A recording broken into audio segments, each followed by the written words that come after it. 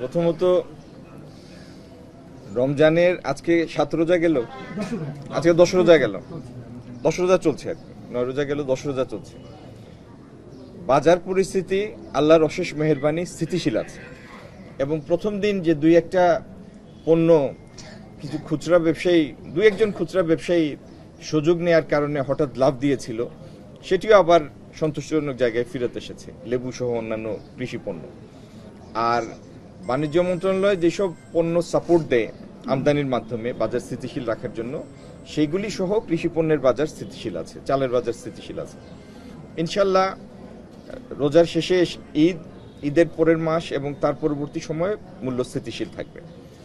আর কলকারখানার কথা যেটি আপনি বলেছেন, বিভিন্ন কারণে আমাদের টেরিফ রেজিমের মানে আমেরিকান টেরিফের কারণে একটা বৈশ্বিক একটা মন্দা আছে, এখন একটা ম্লান একটা মন্দা ভাব আছে বিশ্ব অর্থনীতিতে।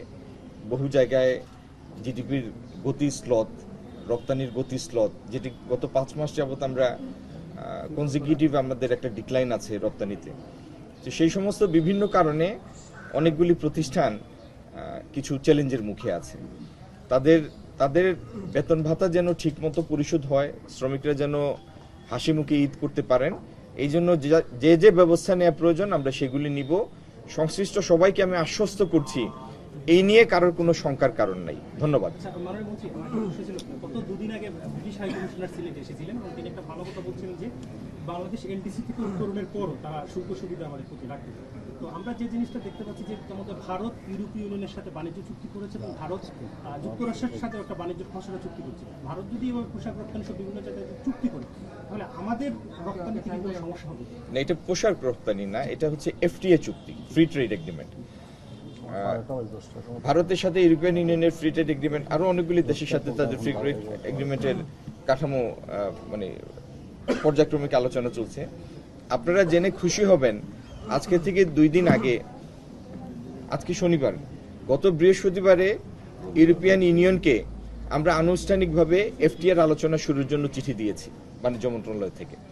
তো আমরাও পৃথিবীর যে সমস্ত দেশের সাথে আমাদের জিএসপি সুবিধা পাই আমরা, ইউরোপিয়ান ইউনিয়ন এবং অস্ট্রেলিয়া, কানাডা, সব পৃথিবীর বিভিন্ন দেশ, ইংল্যান্ড, তাদের সবার সাথেই পর্যায়ক্রমিকভাবে আমরা এফটিএ করার উদ্যোগ নিব, যাতে এলডিসি গ্রাজুয়েশন পরবর্তী সময়ে আমরা কোনো হোঁচট খাওয়ার সুযোগ না থাকে। ধন্যবাদ সবাই।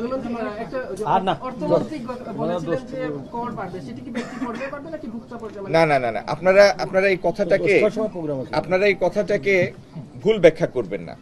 অর্থমন্ত্রী মহোদয় যেটা বলেছেন তার প্রেক্ষাপটটা হলো, বাংলাদেশের ট্যাক্স জিডিপি রেশিও খুব কম, 7.6%।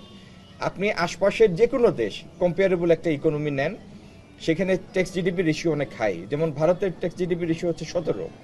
আপনি যদি স্ক্যান্ডিনেভিয়ান দেশগুলিতে যান সেখানে 40। আপনি ইংল্যান্ডে যান 30-এর উপরে, আমেরিকায় 30-এর উপরে। তো বাংলাদেশের ট্যাক্স জিডিপি রেশিও কম হওয়ার কারণে আমাদের যে রাজস্ব সেটি চলে যায় সরকারের খরচ মেটাতে, বার্ষিক উন্নয়ন কর্মসূচি বা বিনিয়োগের জন্য আমাদের অর্থের সংস্থান থাকে কম।